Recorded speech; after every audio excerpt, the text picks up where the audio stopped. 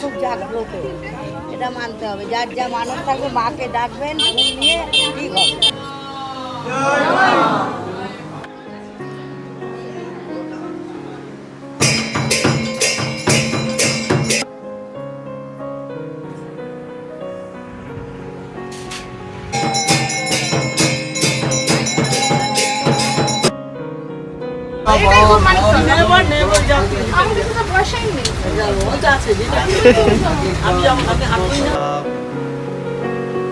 বুঝতেই পারছো।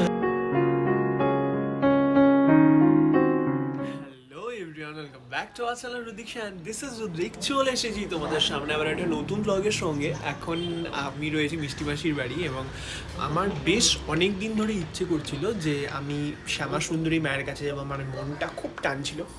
ফাইনালি আজকে যাচ্ছি শ্যামা সুন্দরী মায়ের কাছে। এখন বাজে দুপুর 3:30। সকালবেলা যাওয়ার প্ল্যান ছিল বাট ক্যান্সেল হয়েছে। বিকেলবেলায় 4টে থেকে খোলা থাকে। আর অনেক দিনের স্বপ্ন, ইচ্ছেটা পূরণ হতে চলেছে। মায়ের কাছে যাব, মায়ের দর্শন পাবো। সেখানে যাই সমস্ত ইনফরমেশন থাকছে, সমস্ত গাইড থাকছে। একটু স্কিপ না করে কিন্তু দেখতে থাকো। এবং হ্যাঁ, আমার সাথে কে কে যাচ্ছে সেটাও চলো দেখাচ্ছি। এখন বাজে 3:30 আর বেরিয়ে পড়েছি যাব বলে। আমি যাচ্ছি, মিষ্টি মাসি যাচ্ছে, দিদা যাচ্ছে ওই যে সঙ্গে হাঁটছে। আর এই হলো গিয়ে আজকের ওয়েদার, খুব সুন্দর, চারদিকটা ভালো লাগছে দেখতে। কারণ ভালো ওয়েদারে, সুন্দর ওয়েদারে পুজো দিতে যাচ্ছি মনটাও শুদ্ধ করে, এটা পজিটিভ সাইড। আমার পাশে রয়েছে দিদা আর তার পাশে রয়েছে মিষ্টি মাসি। আজকের জার্নিটা হতে চলেছে অনেকটা লম্বা, প্রায় 1.5 থেকে 2 ঘন্টা। এখন আমরা ধরবো অটো, সেই জন্য আমরা এখন অটোতে উঠে পড়েছি। মিষ্টি মাসি এলো, টাকা ওইদিকে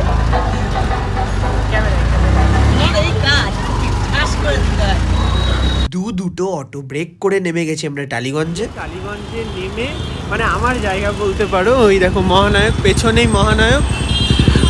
এরপর আমরা এখন ধরবো মেট্রো করে তারপর যাবো। আমরা সকলে যেখানেই যাই না কেন, সেখানে যদি একটা যানবাহনের মাধ্যমে পৌঁছানো যেত কতই না ভালো হতো, কিন্তু কি আর করা যাবে। মেট্রো করে নেমে পড়েছি গিরিশ পার্কে, সেখান থেকে 3 নম্বর গেট থেকে বেরিয়ে পড়েছি। চলে এসেছি নর্থ কলকাতা, যেখানে আমাদের আসার কথা ছিল মায়ের কাছে।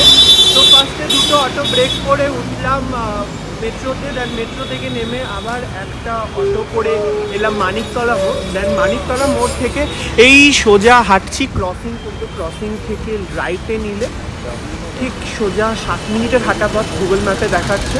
এখন যাব, গিয়ে তারপরে মায়ের দর্শন করবো, দেন তারপর মাকে পুজো দেবো। রাস্তার উপরে ঠিক গলিতে ঢোকার মুখে এরকম ছোট্ট ছোট্ট দোকান বসেছে, যেখানে আলতা, সিঁদুর, ফুল, মায়ের ছবি, প্রসাদ সবকিছু বিক্রি হচ্ছে। তো এই যে এইখানটা দিয়ে সোজা গিয়ে মায়ের মন্দিরটা রয়েছে। তো আমরা অলমোস্ট চলে এসেছি। এরপরে এখান থেকে তো বাইরের দিক থেকেই সব দোকানপাট রয়েছে, এখান থেকেই যাবতীয় প্রসাদ নিয়ে আমরা ঢুকবো। তাহলে দেখি কি নেওয়া যায়। এখানে শুনেছি চাল কলাটা মেন। এইখানে আমি নিয়ে নিলাম 50 টাকার একটা ডালা, যে ডালায় রয়েছে মায়ের জন্য আলতা, সিঁদুর, ধূপকাঠি, চাল ও কলা। মিষ্টি মাসি নিল 108-এর একটা জবা ফুলের বিশাল বড় মালার সঙ্গে প্রসাদ। আর এখানে দিদা নিল চাল ও কলা। মেন গলির সামনেই রয়েছে মা শ্যাম সুন্দরীর একটা ছবি, আর তার ঠিক অপোজিটে রয়েছে জয় মাতাদির মন্দির। এটা ল্যান্ডমার্ক হিসেবে কাজ করবে। আর এই সোজা গিয়ে আমরা কিন্তু পৌঁছে যাব মায়ের কাছে। যাই হোক, ভেতরে ঢুকে পড়েছি, গিয়ে দেখছি আরও কিছু দোকানপাট রয়েছে এবং অনেক বাড়িঘর। আর এটা হচ্ছে মেন সেই ছোট্ট গলি, এখানেই রয়েছে মা। এইবার আমি ভীষণভাবে উত্তেজিত হয়ে পড়েছি যে মায়ের দর্শন কখন পাবো। তার আগে মন্দিরের বাইরেই এই জায়গাটাতে জমা দিয়ে দিতে হবে প্রসাদ এবং ফুল, এবং নাম লিখিয়ে দিতে হবে তোমাদের নাম ও গোত্র, যেই নামে পুজো দেবে। এইবার আমরা ঢুকে পড়েছি মা শ্যামা সুন্দরীর কাছে। এতদিনের অপেক্ষার ঘটল অবসান। অবশেষে দেখা পেলাম আমি আমার মায়ের, সেই ছোট্ট মা। 5 বছরের কন্যা, 5 বছরের বালিকা হিসেবে পূজিত হয় এখানে মা। আজ তোমাদের চলো কিছু কথা বলি, যেইগুলো হয়তো তোমরা অনেকেই শুনেছো, আবার অনেকেরই কিন্তু অজানা রয়েছে, যা তোমরা জানতে পারবে এই ভিডিওতে আমার মাধ্যমে। তো শুরু করি চল। মা এখানে আবির্ভূতা হয় লকডাউনের সময় থেকে। তার আগে মা থাকতো তার শিয়ালদার বাড়িতে। শ্যামসুন্দরী মা যেখানে সত্যিই বিরাজমান, তার অনেক বড় বড় প্রমাণ আমরা পেয়ে থাকি। যেমন একদিন মহালয়ের সময় মায়ের পূজা করবে বলে পুরোহিত মশাই বাজার করতে বেরিয়েছিল। সেই সময় এক 5 বছরের ছোট্ট বালিকা পুরোহিত মশাইকে পেছন থেকে ডেকে বলে যে দে না আমাকে কিছু খেতে দে না, আমাকে একটা টাকা দে না। তখন পুরোহিত মশাই কিন্তু তাকে ধাক্কা দিয়ে ফেলে সরিয়ে বলে যে কেন ভিক্ষা করছিস, কেন কাজ করে খেতে পারিস না? তারপর সেই ছোট্ট মেয়েটা বলে কাজ করেই যদি খেতে পারতাম তাহলে তোর কাছে কি এইভাবে ভিক্ষা চাইতাম? তারপর পুরোহিত মশাই সেই অমাবস্যার রাত্রে যখন মায়ের কাছে পুজো করতে আসে, এখানে নিয়ম হচ্ছে প্রদীপের আলোয় অমাবস্যাতে পুজো করা হয় মাকে। সেই অমাবস্যার দিন যখন মাকে পুজো করতে যায় তখন পুরোহিত মশাই দেখে যে মা অদৃশ্য। তখন পুরোহিত মশাই ভাবে যে মায়ের গায়ের রং তো কালো, সেই জন্য হয়তো মাকে দেখা যাচ্ছে না। একটু ভালো করে দেখতে কিন্তু সত্যি পুরোহিত মশাই বুঝতে পারে যে সত্যি সেখানে মা নেই, অদৃশ্য, শূন্য। ভোলা মহেশ্বর চিৎ করে একাই শুয়ে রয়েছে। সেই মুহূর্তে পুরোহিত মশাই ভীষণ ভয় পেয়ে যায়। আর সেই প্রদীপের আলোয় সেই বাচ্চা মেয়েটার, 5 বছরের বাচ্চা মেয়েটার কিন্তু মুখ জল জল করে ভেসে ওঠে এবং তখন সেই বাচ্চা মেয়েটা বলে ওঠে দিবি না আমায় কিছু খেতে, দে আমায় চাল কলা দে। এরকম করে যখন বলে ওঠে তখন পুরোহিত মশাই বুঝতে পারে যে সেই 5 বছরের বালিকাই কিন্তু ছিল এই শ্যামসুন্দরী মা। এর থেকে নিশ্চিত যে মা কিন্তু এখানেই রয়েছে। আরও অনেক গল্প কথা তো রয়েছে, তার আগে এখন সন্ধ্যা আরতির সময় হয়ে গেছে ভোলা মহেশ্বরের। সেই জন্যে আমরা এখন উপস্থিত হয়েছি ভোলা মহেশ্বরের কক্ষের সামনে। সকলকে দিয়ে দিয়েছে কিছু না কিছু বাজানোর জন্য, সামনে দিদাও একটা জিনিস নিয়ে নিয়েছে। আর এখন শুরু হচ্ছে ভোলা মহেশ্বরের সন্ধ্যা আরতি। এরপর হবে কিন্তু শ্যামসুন্দরী মায়ের সন্ধ্যা আরতি। এখানে ভোলা মহেশ্বরকে প্রথমে দুধ দিয়ে, জল দিয়ে, তারপর চাল দিয়েও কিন্তু অভিষেক করা হলো। আর এইটা মনে হয় আমার যতদূর দই, আমি কিন্তু ভুল হতে পারি। এইখানে এই ছোট্ট দুটো খুদে বোন এসেছে। ওদের সাথে যখন কথা বলি ওদের বয়স জিজ্ঞেস করেছিলাম। কারণটা হলো গিয়ে এখানে তো 5 বছরের বালিকা রূপে মাকে পূজিত করা হয়, তো সেই জন্য মন বলছিল যে হয়তো এর মধ্যে একটি মেয়ে হতে পারে 5 বছর। তো সেই জন্য যখন বলি যে বয়স কত, তখন কিন্তু মন বারবারই বলছিল যে 5 বছর 5 বছর 5 বছর। ঠিক তাই যখন জিজ্ঞেস করলাম তার উত্তরে ছিল যে আমার বয়স 5, আরেকজনের 6। যাই হোক, পাশে এখানে অন্ধকারের মধ্যে ভোলানাথের সন্ধ্যা আরতি হচ্ছে প্রদীপের আলোয়। তারপরে কিন্তু সেই প্রদীপ নিয়ে চলে গেল মা কালীর কাছে। আর তার আগে এই দুপাশে কিন্তু আমাদেরকে বলল ফাঁকা করে দিতে, কারণ ছোঁয়া চলবে না। এখান থেকেই কিন্তু মায়ের অন্নভোগ মানে ভোগ প্রসাদ আর কি নিয়ে যাওয়া হলো। তারপর শুরু হলো মায়ের সন্ধ্যা আরতি। এখানে সমস্ত যারা যারা আমরা মালা দিয়েছি সেই জবা ফুলের মালা এক জায়গায় স্তূপ করে রাখা হলো।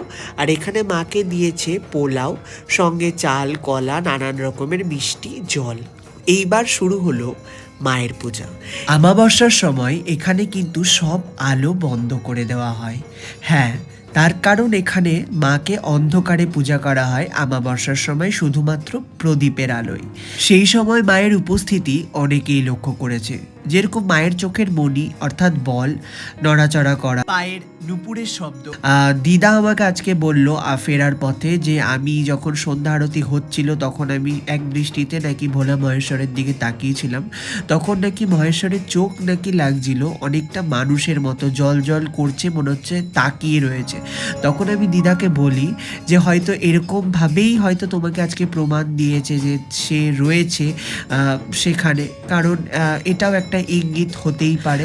যাই হোক, এখানে আরতি দেখছি পদ্ম ফুল দিয়ে হলো, একবার পঞ্চপ্রদীপ দিয়ে হলো, আরো অনেক রকমের জিনিস দিয়ে একটা সেই জিনিসটা যেটা আমার মাথায় ছোঁয়ালো, সেই জিনিসটা আমি প্রপার নাম জানি না, সেই জন্য আমি বলছি না।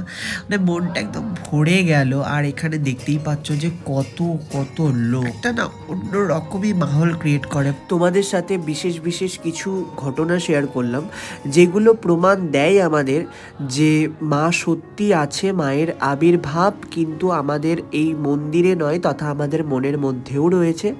আমরা আবার সেই পাশ ফিরে দাঁড়িয়ে গেছি, এখন মায়ের ভোগ নিয়ে যাওয়া হচ্ছে। এইগুলোই হয়তো পরে মায়ের প্রসাদ হিসেবে বিতরণ করবে আমাদের।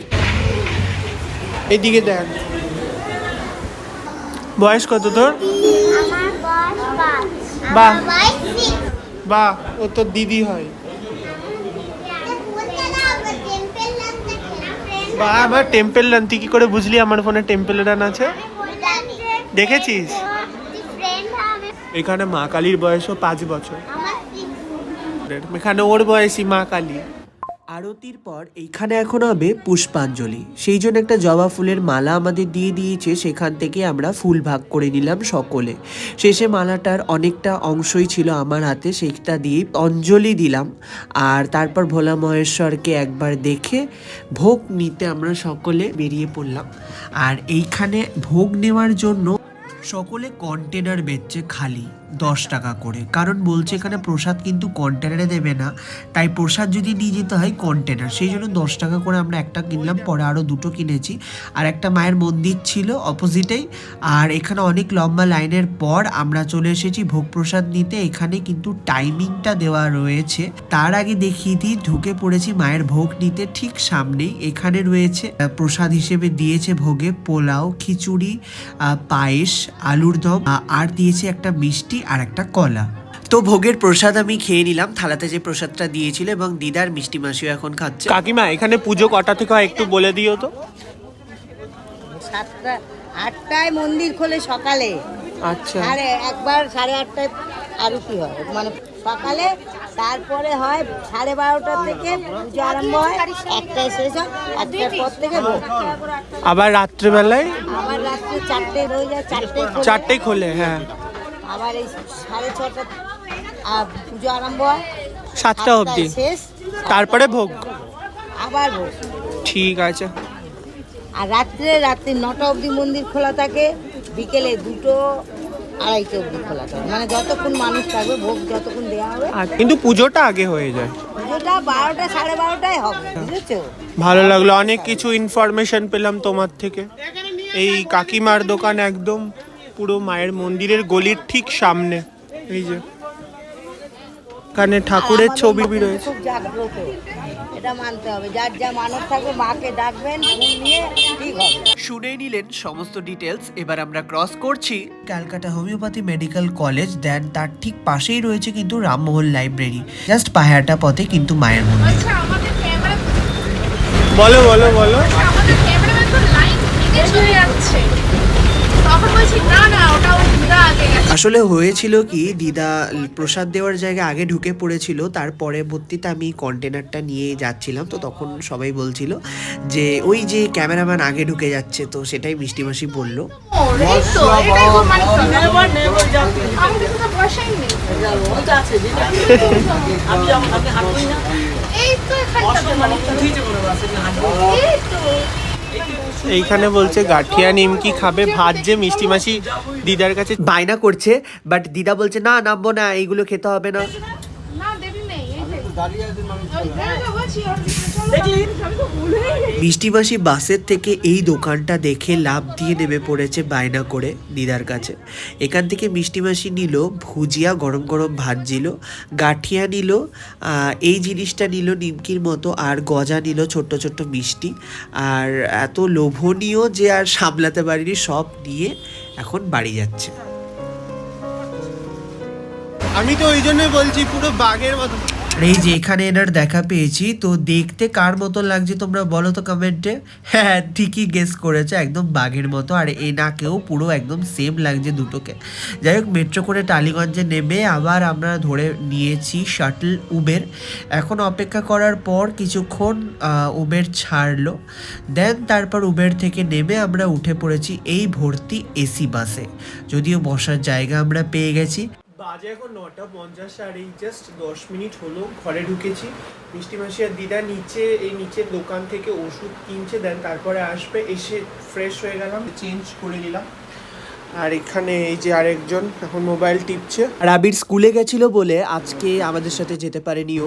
মোবাইল টিপছে, ওর গানের টিচার এসেছিল, এখনই গেল, দেন মোবাইল নিয়ে বসে পড়েছে। এরপর জানে আর দিদা আর মা চলে এলে ওর পারবে না, এই হলো ব্যাপার।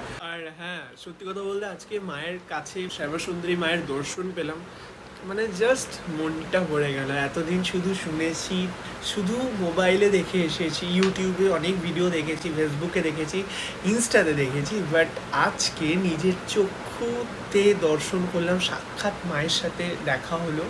মানে কি বলবো, মানে মনের সেই মনের কিছু কথা মাকে জানালাম।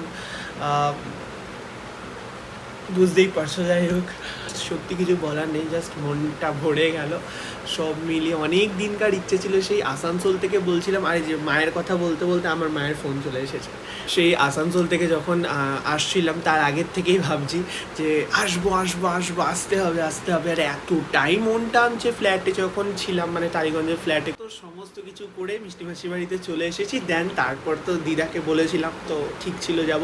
তারপর দেন মিষ্টি মাসিও গেল, তিনজনে মিলে দেখলাম এবং আজকের দিনটা জাস্ট দারুণ কাটুন, মানে বলে বোঝানো যাবে না।